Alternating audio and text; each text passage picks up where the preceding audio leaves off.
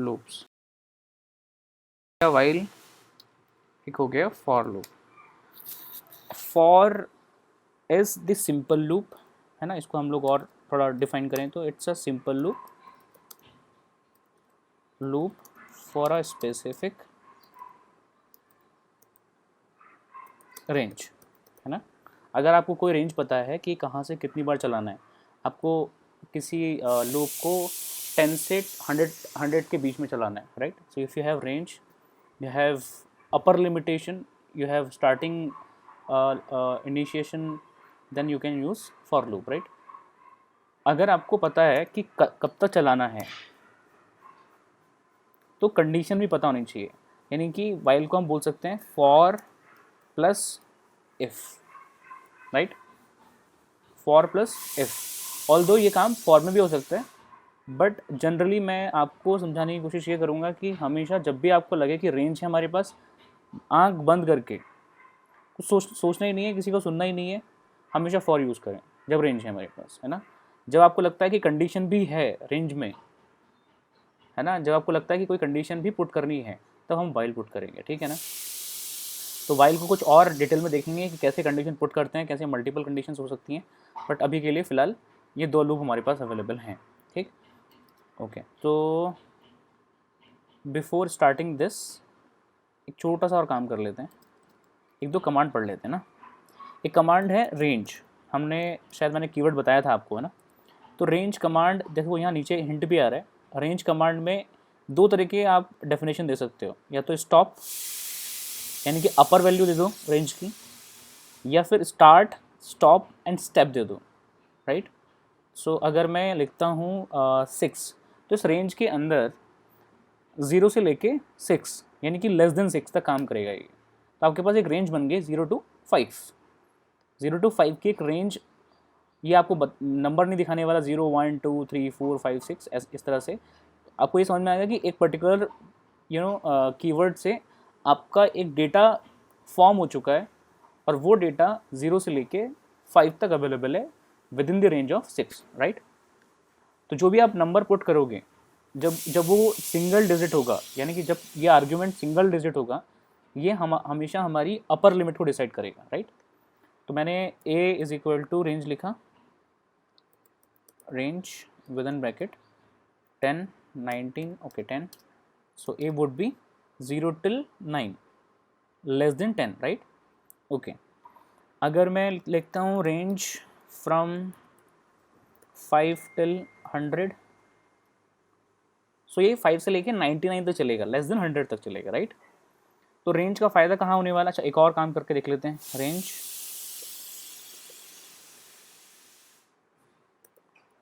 With in bracket 5, क्या हम ऐसा कर सकते हैं 5 100 1,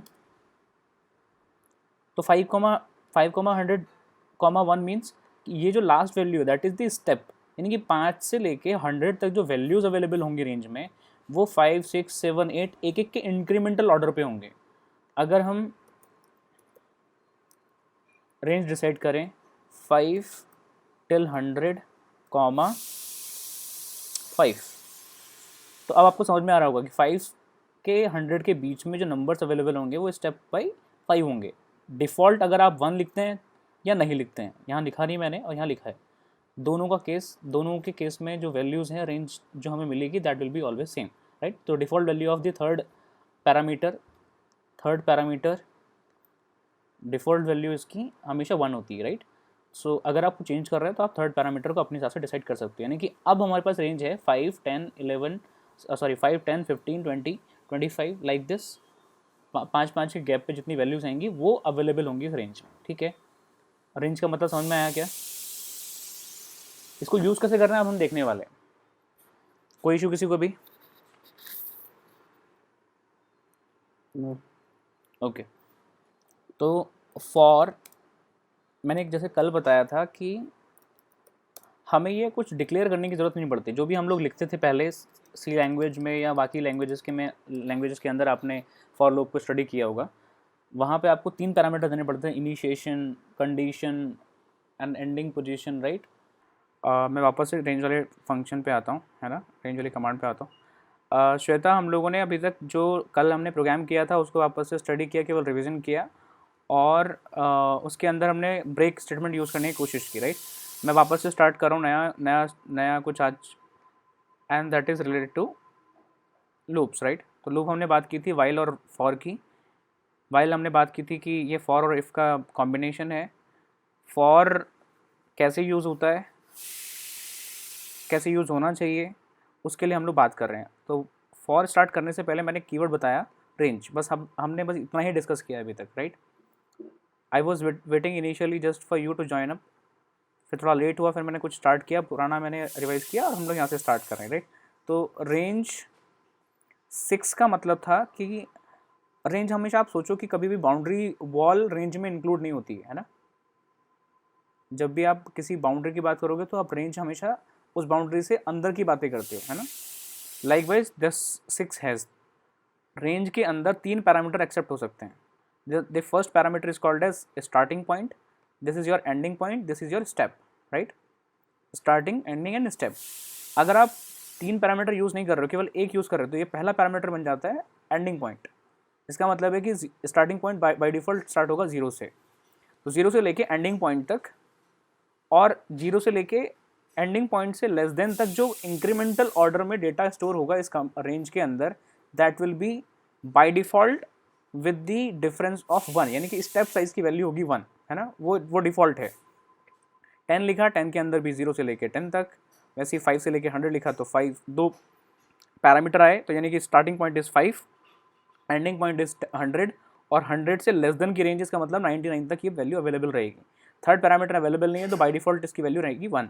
अगर 5, 100, 1 भी लिखा तब भी डेटा सेम है, वाइज 5 से लेके 100 तक रहने वाला है, and every value which ever will be available in range will be with the difference of 1 only, यानी कि 5, 6, 7, 8, 9, 10 टिल 99।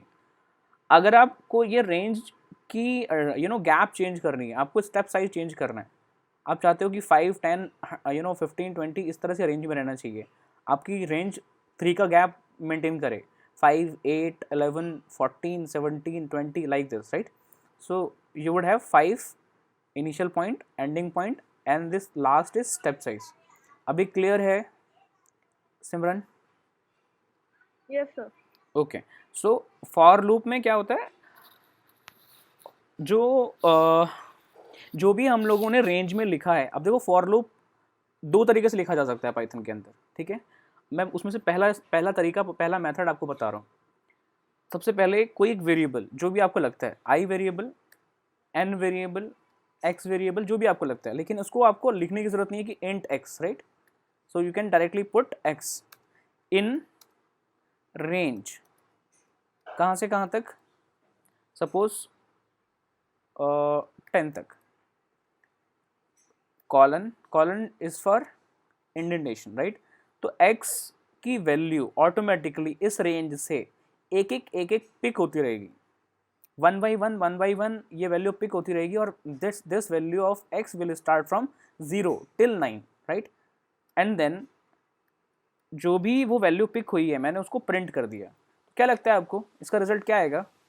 जैसे मैंने एंटर किया तो ये एक बार और आपको मौका दे रहा है, क्योंकि हम कमांड विंडो पे काम कर रहे हैं, शेल विंडो पे काम कर रहे हैं। एक बार आपको मौका दे रहा है कि आप चाहो तो इसके नीचे कुछ लिख सकते हो। एक बार अगर मैं फिर से एंटर करूँगा तो ये जो डेटा था, ये जो भी आपने लिखा था, ये एग्जीक्यूट कर जाएगा। तो जैसे मैंने एंटर किया, इसका रिजल्ट क्या आना चाहिए?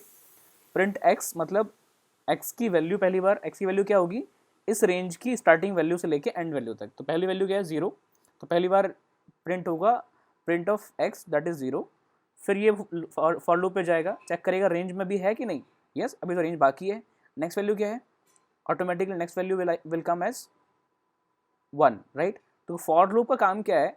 इस रेंज की सारी वैल्यूज़ को एक एक करके इटरेट करते रहना, ठीक है ना, एक एक करके इटरेट करते रहना। तो एंटर एंटर 0, 1, 2, 3, 4, 5, 6, 7, 8, 9। हम लोग इस रेंज के अंदर की सारी वैल्यू जो भी थी वो उठ के बार बार x में आती जाएगी, हर बार x में आती जाएगी, x में आती जाएगी, और x को हम लोगों ने प्रिंट किया है। अब क्योंकि प्रिंट स्टेटमेंट, आपने नोटिस किया होगा, प्रिंट स्टेटमेंट ऑटोमेटिकली प्रिंट करने के बाद नेक्स्ट लाइन में चला जाता है। तो यानी कि 0 प्रिंट होने के बाद नेक्स्ट लाइन पहुंच गया, और नेक्स्ट लाइन में क्या प्रिंट होगा? फिर से x, दैट विल बी 1। तो हर बार डेटा एक ही लाइन में प्रिंट होने वाला है, आ रहा है समझ में? अगर सपोज करो 0 1 2 3 4 जो भी डेटा है ये सब कुछ मैं एक ही लाइन में प्रिंट करना चाहता हूँ, एक ही रो में प्रिंट करना चाहता हूँ, या फिर कॉलम में हो रहा है, अगर मैं रो में प्रिंट करना चाहता हूँ तो क्या कर सकते हैं? क्या कर सकते हैं? प्रिंट के अंदर एक कमांड है, आपको याद होगा स्टार्टिंग में मैंने बताया था, एंड, है ना? तो एंड कैसे करना चाहते हैं हम लोग? स्पेस के साथ। बाय डिफॉल्ट एंड कैसे होता है? स्लैश एन से। तो मैंने एंटर किया, फिर एंटर किया। आया समझ में? अगर आपने एंड डिसाइड कर लिया, अगर मैं एंड नहीं लिखता हूं तो बाय डिफॉल्ट एंड की वैल्यू कितनी होती है? स्लैश एन, मतलब नेक्स्ट लाइन। अगर मैंने एंड डिसाइड किया स्पेस, आप चाहो तो और ज़्यादा गैप दे सकते हो, आप यहाँ पे और गैप दे सकते हो, जितना गैप दोगे उतना बड़ा मेंटेन होने वाला है। आ रहा है समझ में क्या? कोई इश्यू किसी को? ये बहुत लोगों को नहीं पता होता, ध्यान ध्यान रखना है। आप किसी को बेवकूफ़ बना सकते हो, और ये बहुत अच्छे से किसी इंटरव्यू में कोई भी पूछ लेता है कि भैया आप ये बता दो, एक लाइन में अगर 0 से लेके 100 तक प्रिंट करना है तो कैसे करोगे? और इंसान पागल हो जाता है। हम कहते हैं कि हमें पाइथन आती है, आउट ऑफ 10 हम अपने अपने आप को मार्क्स देते हैं 8 9 7, राइट? और वो इतने छोटे से क्वेश्चन पे ला देता है। और ये छोटी सी ट्रिक्स हैं बस, ठीक है? कोई इशू? आगे चलें? ओके, मान लो इस रेंज की हम लोग फॉर एक्स इन रेंज, इन देखो इन भी आ गया, फॉर भी आ गया, और रेंज भी आ गया, है ना? 3 कीवर्ड एक साथ काम कर रहे हैं, तब जाके बनता है फॉर लूप।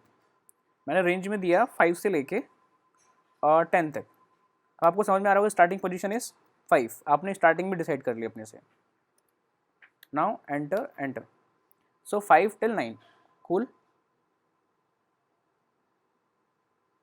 5 till 9, cool. अच्छा, एक बार फिर से एक बार चेक करते हैं, इस रेंज को थोड़ा चेंज कर लेते हैं। अभी गैप मेंटेन हो रहा है 1 से, मैंने लिखा 2, enter enter, right? So now you got 5, then after that +2 means 7, +2 means 9, and which is less than 10। आ रहा है समझ में? तो आपको क्लियर समझ में आ रहा होगा जो मैंने यहाँ पे डिस्कस किया है, वो वहाँ पे दिख नहीं पा रहा था, यहाँ हम लोग देख पा रहे हैं। अभी क्लियर है क्या? Yes sir. अब मैं प्रिंट करना चाहता हूँ कोई एक स्टेटमेंट 100 टाइम्स, क्या करूँ? कोई बताओ प्लीज़। मैं प्रिंट करना चाहता हूँ हेलो सिमरन, राइट? ये स्टेटमेंट है, इसको 100 टाइम्स प्रिंट करना है, क्या करूँ?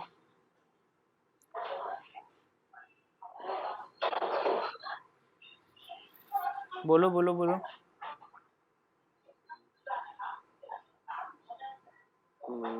For command I in range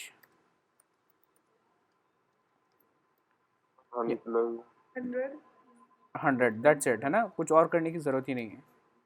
print तो प्रिंट हेलो तो हाँ print। हेलो सिमरन,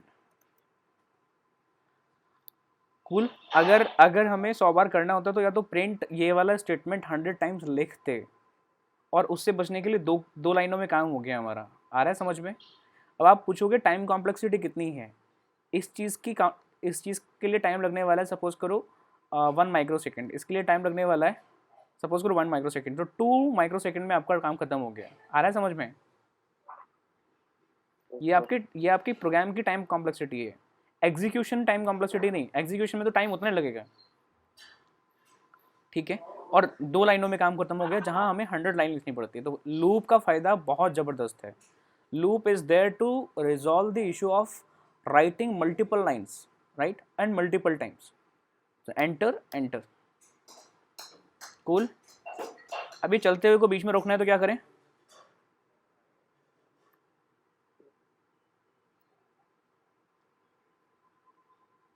क्या करें? वापस से करके देखते हैं। इस 100 को थोड़ा बढ़ा लेते हैं और 1000 कर लेते हैं, 10,000 कर लेते हैं। अब क्या करें? Control C is to halt, right. इसको बोलते हैं कीबोर्ड इंटरप्ट। ऐसे बहुत सारे इंटरप्ट्स हैं, ये सॉफ्टवेयर इंटरप्ट कहलाते हैं, है ना। इन सॉफ्टवेयर इंटरप्ट की रूटीन होती है कि हमें किस चीज़ को पहले एग्जीक्यूट करना है। सपोज करो बोटिंग टाइम पे हमने पाइथन के अंदर 10 प्रोग्राम बनाए और 10 प्रोग्राम में से हमें ऑर्डर डिसाइड करना है, पहले ये प्रोग्राम होना चाहिए, फिर ये, फिर ये, फिर ये, फिर ये। सो इस चीज़ को बोलते हैं स्टैक। आपने सुना होगा स्टैक ओवरफ्लो, है ना। स्टैक ओवरफ्लो वो एक वेबसाइट भी है, बट स्टैक ओवरफ्लो मीन्स कि एक स्टैक ऐसी चीज़ है जो हमारी प्रोग्राम की मेमोरी को स्टोर करके रखती है, ये जानने के लिए कि कौन सी प्रायोरिटी आपने डिसाइड की है नंबर ऑफ प्रोग्राम्स को एग्जीक्यूट करने के लिए, right. So there are number of interrupts. तो कीबोर्ड इंटरप्ट में अगर आपका कोई लूप इनफाइनाइट लूप फंस चुका है या बहुत लंबा है, आपको बीच में से हॉल्ट करना है, so you can use that control C keyword और कमांड, राइट। कोई इशू किसी को? जैसे हमारे पास पहले एक कीवर्ड था, हमने यूज़ किया था शायद से कंट्रोल एंड राइट शिफ्ट करने के लिए ना, इंडेंटेशन देने के लिए, control and closing bracket, right. Capital bracket और कर्ली ब्रेसेस। ओपनिंग ब्रेसेस से क्या होता, वो लेफ्ट शिफ्ट होता था, राइट। तो वैसे ही एक शॉर्टकट आ गया कंट्रोल सी। कूल, आगे बढ़े। Yes sir. Yes, sir. बोलो। हाँ बोलो। सर यहाँ हम लोग आई को तो पहले डिफाइन नहीं किए। वही, पाइथन के अंदर आई को डिफाइन करने की ज़रूरत कभी पड़ी ही नहीं हमें। हमने कभी लिखा ही नहीं इंट आई, है ना। हमने कभी इंट आई लिखा ही नहीं। जब भी आप इंट कमांड लिखते हो, ये कमांड बन जाती है ना।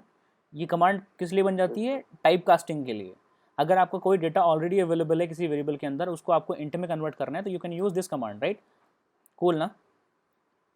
तो फॉर लूप में जब भी आपने वेरिएबल लिखा है, एन वेरिएबल लिखा है, वो वेरिएबल सबसे पहले इस ब्रैकेट से पता करेगा कि क्या करना चाहते हो।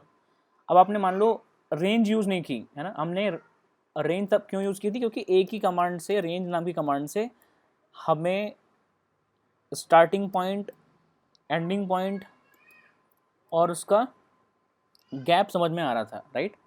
जब भी ऐसा यूज़ करना था हमने कर लिया, ठीक है।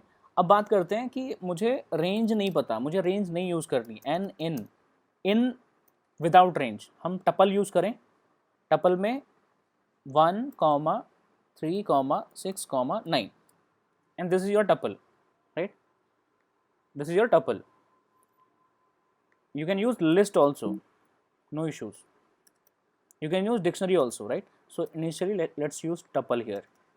तो इसका क्या फ़ायदा होगा कि n के अंदर जो पहले रेंज थी उसकी जगह पे अब एक एक करके ये वैल्यूज़ आएंगी। पहले 1 आएगा, फिर 3 आएगा, फिर 9 आएगा, फिर 6 आएगा, फिर 9 आएगा, ठीक है ना। प्रिंट n आ रहा है समझ में? तो इन स्टेटमेंट क्या करता है, इन स्टेटमेंट जो भी यहाँ लिखा होगा उस डेटा को एक एक करके n के अंदर डालता रहेगा और ये लूप चलता रहेगा, क्योंकि ये फॉर का मीनिंग ये है कि रिपीटेटिवली इस चीज़ को वापस बार बार चेक करता रहे, और ये चेक करता रहे कि क्या ये वाली चीज़ पूरी कंप्लीट हो गई है। इनका काम क्या है? ये पूरा चेक करना कि क्या ये कंप्लीट हो गई है। आ रहा है समझ में?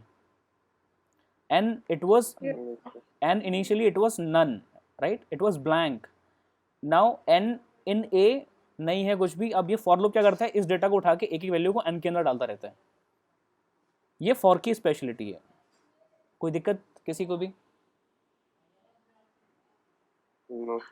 ठीक, तो फॉर हमने क्या किया,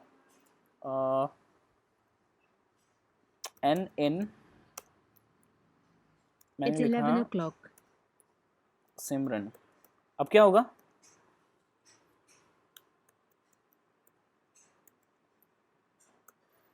अब क्या होगा? एन के अंदर एक एक करके लेटर आते रहेंगे।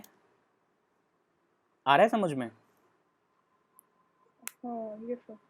So this is good. मतलब आपको कहाँ रोकना है लूप को, कहाँ से कहाँ तक चलाना है, that is totally in your control, ठीक है। जैसे एग्जांपल के तौर पे आपने नोटिस किया होगा कि काफ़ी सारी डेकोरेशंस में, एलईडी वाली डेकोरेशंस में बहुत सारी पार्टीज़ में वो टेक्स्ट चलता रहता है। आपने देखा होगा जो लो फ्लोर बसेस होती हैं उनके अंदर वो कुछ ना कुछ टेक्स्ट चलता रहता है, राइट, बताने के लिए नोटेशंस को कि और next station is coming up, your next topic is coming up, right, your time is this. तो वो जो टेक्स्ट चल रहा है, रेलवे स्टेशन पे देखा होगा आपने, बहुत सारे नोटेशंस आते रहते हैं ट्रेन के, कि ट्रेन लेट हो गई है, उसका टाइमिंग ये है, ट्रेन का नंबर ये है, ये प्लेटफॉर्म नंबर है, बहुत सारी चीज़ें।